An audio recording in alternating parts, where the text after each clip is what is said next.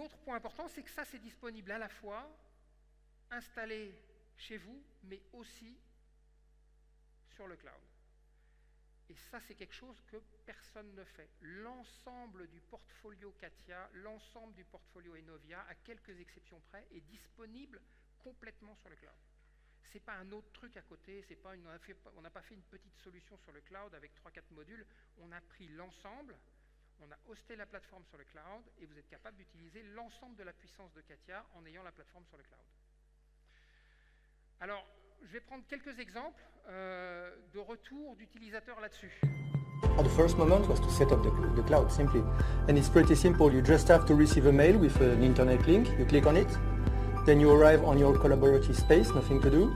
You click on the apps you want to install, for example, Power Design, classic. And it asks you, do you want to install only Power Design or all the apps you have the right to? You say yes, you go to take a coffee and you come back, it's done. Voilà, ça c'est Laurent Beauvais, que je connais bien. Alors c'est un designer pur jus. Laurent, ce qu'il explique là, c'est que la première fois qu'il a utilisé CATIA sur le cloud, il était quand même super impressionné sur la vitesse de mise en œuvre. C'est-à-dire que c'est pas je commande, j'ai un CD, je reviens, j'installe là, c'est je reçois un lien, paf, je me lis, je sens le truc, ça descend et j'ai tout qui est disponible une demi-heure plus tard, quoi. Et ça, c'est quand même sacrément important. Le deuxième exemple, c'est une autre société ici, je vais les laisser parler aussi. We've mainly been using the CATIA workbenches, composites design, electrical design, but also the mechanical workbenches to design our complete vehicle on the cloud on the 3D Experience platform. We use the 3D Experience platform on the cloud, which means that we always have the latest version. A short story about this is that I was preparing to do a lot of work for the manufacturing preparation with the composites workbench, but then when I actually had to do it, there was a new version where the things I had to do manually were possible to do completely automatic. So without having to put the effort in contacting Dassault Systèmes or anything, the new feature was already implemented, and I was very happy. Ce que le designer dit, je pense que celui à gauche c'est le chef, il parle pas beaucoup.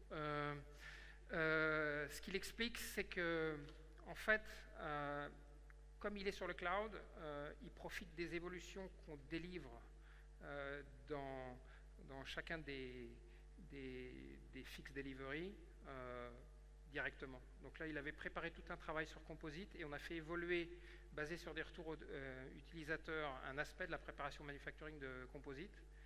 Et en fait, il ne le savait pas. Donc un matin, il se connecte, il pensait qu'il allait avoir 2 semaines de boulot et il a eu 2 heures de boulot parce qu'on avait effectivement mis en place les évolutions fonctionnelles. Donc le cloud, c'est aussi la capacité, ça vous le connaissez, si vous avez un smartphone, vous redescendez les applications au fur et à mesure qu'elles évoluent, vous profitez des modifications en temps réel qui sont disponibles. Donc ça, c'est un autre point important. Le troisième point...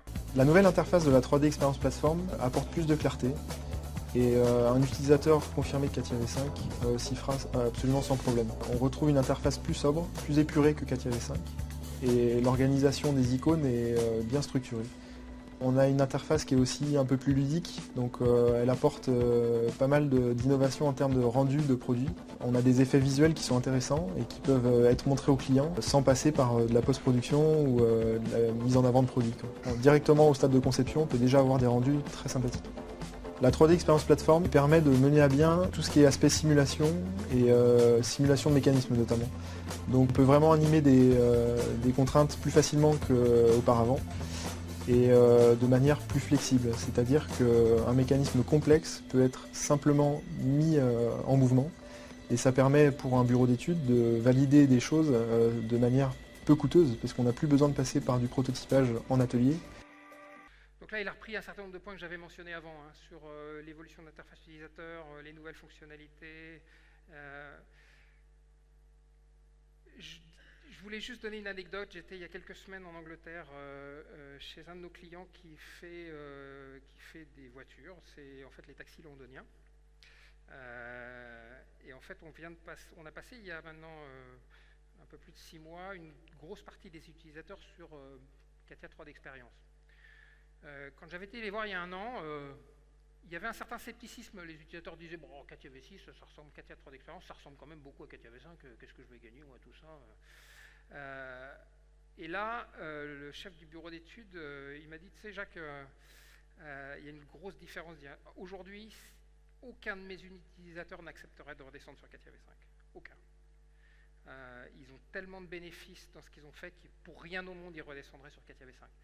Et ça, je pense, c'est un message important, c'est que pour ceux qui sont passés de Katia V4 à Katia V5, on a complètement changé de logique. Donc, ça se voyait, ça sautait aux yeux. Katia V5 à Katia 3 d'expérience, ça ne se voit pas aussi nettement au départ. Mais par contre, il y a tellement d'évolution qu'il y a vraiment des gains qui sont très, très significatifs pour vous. Voilà. Donc ça, c'est pour l'aspect cloud.